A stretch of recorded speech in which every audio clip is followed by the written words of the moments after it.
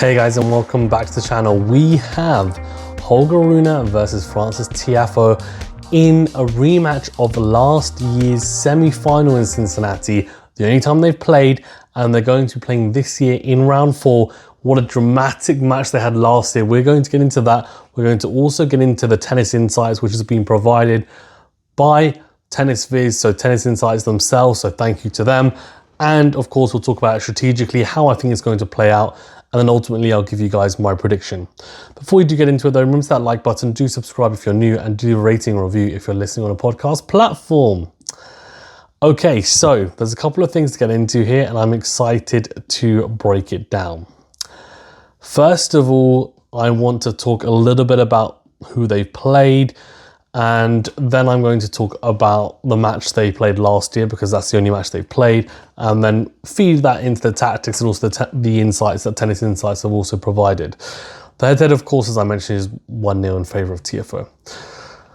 So, Holger Rune, how's he looked? Well, he's played two pretty tight matches against two accomplished or polished performers in Cincinnati, who beat 7-5, 7-6, and then Alex Michelsen, that is 7-6, 6-3. Tiafoe's had a slightly easier, I would say, route, beat Cabez Bayena 6-4, 6-3, and then Ugo Amber 6-4, 6-4. Last year, they played the Cincinnati semi-final. Rune was 5-3 up in the deciding set and was serving for the match. Couldn't close out, got broken, even. Then in the following game, Tiafoe was 15-40 down, so he had to save 2 match points. One of them was saved from a very, very fortunate net cord.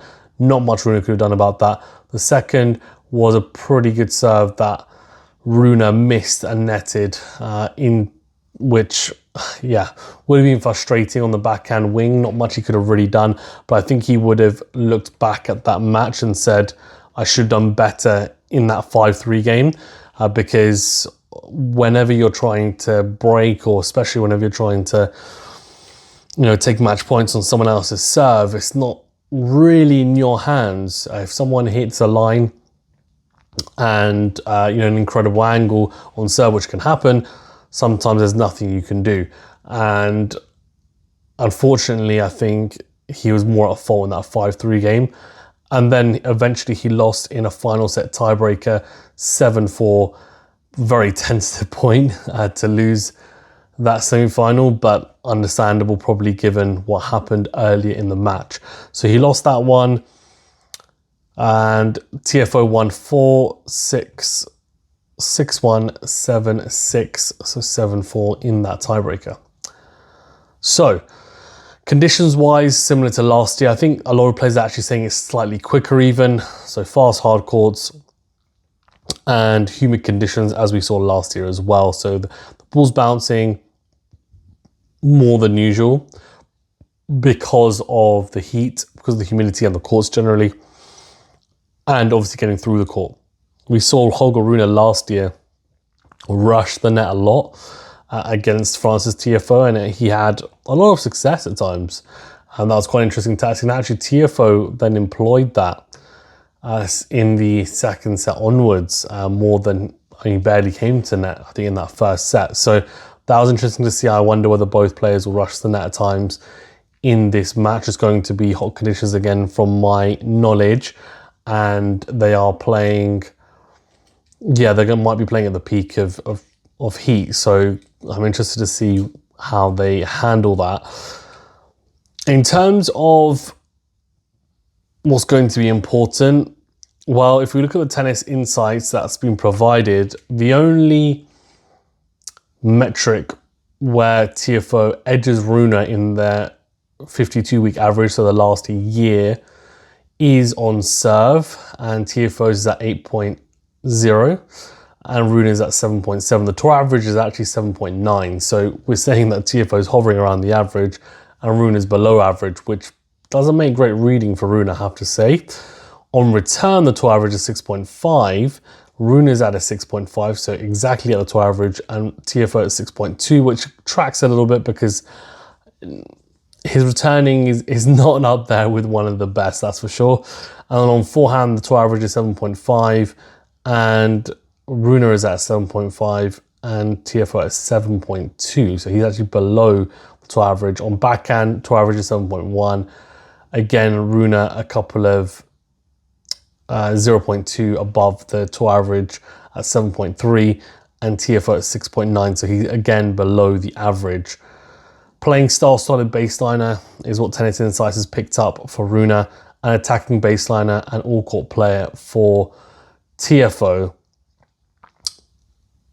Obviously, this doesn't take into account net play. It doesn't take into account touch and feel in and around the net. This is, four metrics, which, we can take some note of, but you have to bear in mind that also this is taking into account different surfaces. This is a fast hard court, which I would say is Tiafoe's best surface, and arguably it's difficult because with Rune, I feel like a fast hard court and a slow clay court are his two best surfaces, but they are very different, but they just have enough in them for him to really, because of his game, I think he has certain qualities that shine in both those conditions. I think in this one, Rune is mentally going to be surely extremely hungry, more so than usual. Because of that loss, I think he'll want to get revenge, make amends. Tiafoe will be confident. Tiafoe will feel confident after beating him last year, knowing that, okay, look, if I'm down in the match, like last year, a set down or match points down, then actually that might haunt Rune, and I might be able to come back again and make it awkward for him. So I'm sure that's something that will be in the back of his mind as well. I think Rune has been playing slightly better tennis, and I'm going to go with Rune. I think from the back of the court, Tiafoe is more aggressive, and that's why I think Rune was coming forward a lot last year in Cincinnati. He's more solid though from the baseline, and I think depth is going to be a real key here. If Rune can hit a lot more depth than maybe sometimes we're used to seeing, it'll be difficult for Tiafoe. He likes to take the ball early, and as soon as the ball gets deep and he feels like he's being a bit rushed, his short backswing on both wings can look a little bit awkward, and he can then start dropping the ball short or not timing it as he'd like, and that's where Rune can really pounce. So I think Rune is going to have to be quite tactical in the way that he plays. The backhand slice is not a bad option with Tiafoe as well. Against Tiafoe, we'll see Tiafoe utilize that for sure, the backhand slice. And yeah, I think coming to the net is a very good option, and I think he just needs to have a pretty good serving day. I think that's quite key for Rune, especially on these faster hard courts. You should be really taking advantage of them. If I look at his serving stats, 9 aces in the last match, that's pretty good. 82% behind the first serve in terms of first serve points won. 4 aces in the first match, 68% behind the first serve in terms of points won, and 70% behind the second serve. For Tiafoe, I think his serve is, he can serve pretty big. 8 aces in the last match for him, 76% of first serve points won, 7 in his first one, and 75% of first serve points won, but only hit 44% of first serves in. That's, pretty low, but that was his first round match. I'm going to go with Rune. I've got a feeling that he will avenge his loss from last year, and I think generally this season has been quite disappointing for him. I think it's probably about time that he gets, quote unquote, a big win under his belt and a big run. Last year, of course, Tiafoe made the final because he beat Rune, lost to Sinner in the final, and he likes his conditions. He's playing in America. It's going to be a tough one for Rune, but I'm going to pick Holger to win, and I think he'll do it in 3 sets. I think Tiafoe will take a set. Let me know in the comment section below what you think and why. Thanks very much, guys. Stay safe and well. We'll see you in the next video.